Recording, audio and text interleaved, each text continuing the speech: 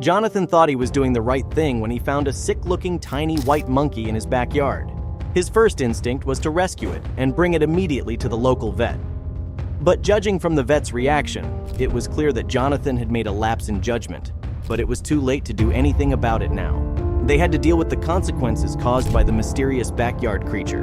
But before we start, smash the like button and make sure to subscribe if you haven't, and hit that notification bell so that you won't miss any new stories.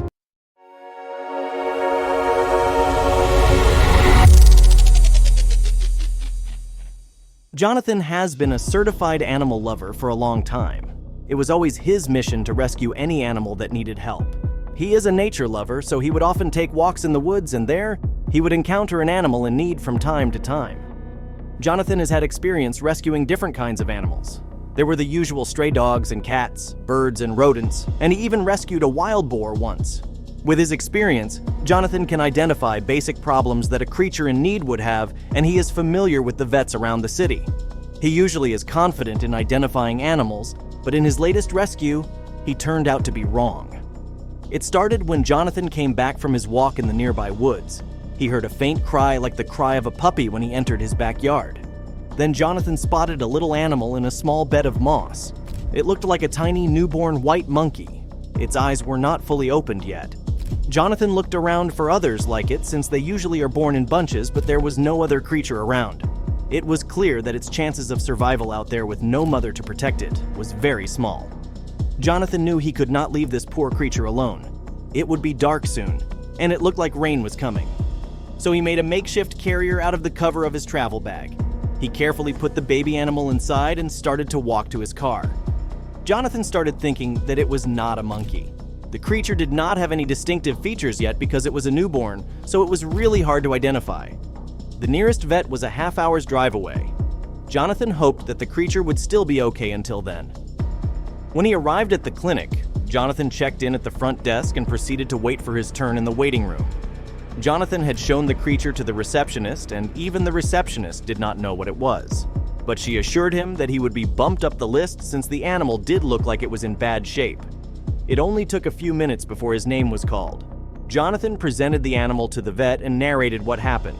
The vet listened, took down notes, and asked a few questions.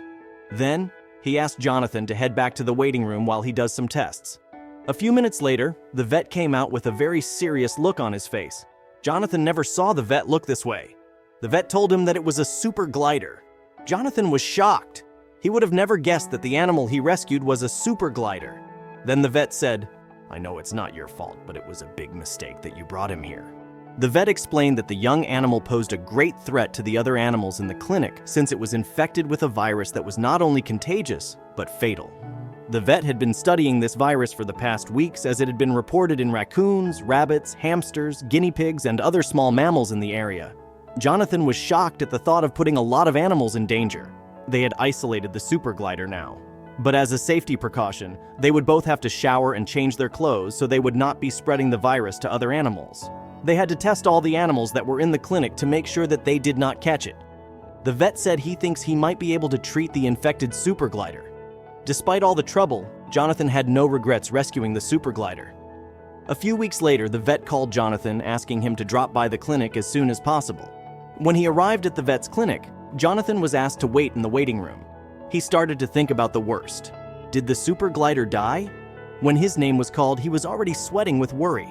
The vet had a concerned look on his face, and when Jonathan sat down, he asked a surprising question. "Have you picked a name for the super glider?" the vet asked. Jonathan was taken aback. Why would he name the super glider? After a brief moment, Jonathan said, "Monkey. I would like to name him Monkey." The vet then signaled to his assistant, and the assistant left the room.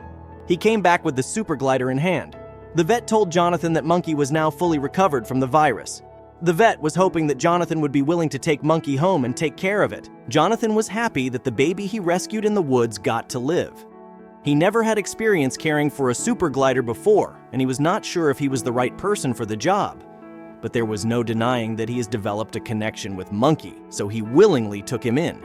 It did not take long for Monkey and Jonathan to be fast friends. They played a lot, and under Jonathan's care, Monkey grew stronger and bigger. One day, Jonathan decided to play with him outside in the woods nearby. Monkey had climbed up a tree and never came back. Jonathan sat at the base of the tree for hours hoping that Monkey would return. He did not really know what to do, so he just sat there. He felt sad that Monkey was gone, but deep inside, he knew that this day was bound to happen. A super glider needs to roam free after all. The next day, Jonathan brought Monkey out to the nearest tree in his backyard. Monkey climbed up the tree and then he was gone. This time, Jonathan was able to say his goodbyes and he knew he made the right decision. That night, Jonathan went on his regular walk in the woods. When he went back home, he found a small surprise in the garden. It was Monkey, and it looked like he brought a friend with him. It was another super glider. The moment Jonathan opened his front door, the two immediately went inside as if they had been waiting for him to come home all this time. Jonathan was overjoyed to see that Monkey chose to return to him, but he was also concerned about the new super glider. What if this new friend also has the same virus Monkey had? Jonathan called up the vet and made an appointment for the next day. This time he was more cautious. He explained how he had set Monkey free, but he came back with another super glider. Jonathan shared how he was worried that this one might have the same virus Monkey had. The vet understood and gave instructions to let Jonathan in the back door so they won't pass through the other animals in the clinic just in case. The next day, Jonathan brought the super gliders in as instructed. The vet checked on the other super glider, did some tests, and gave Jonathan the results. She was negative for the virus that had been going around lately. But before letting Jonathan go, the vet asked if he could run a few more tests, this time with Monkey. Jonathan was immediately concerned. The vet just told him he was just curious since Monkey and the new super glider had some things in common. When the test results came back, it was confirmed. Monkey's new friend is actually his sister. The vet and Jonathan could not believe it. Monkey was set free, returned to the woods, did a family reunion, and then brought his sister back to Jonathan. The vet patted Jonathan on the back. This must mean that he had been doing such a great job taking care of Monkey that he wanted his sister to have the same treatment. Jonathan was overwhelmed. What a great way for Monkey to show his gratitude for the rescue. Jonathan took in Monkey's sister and they never left his side ever since.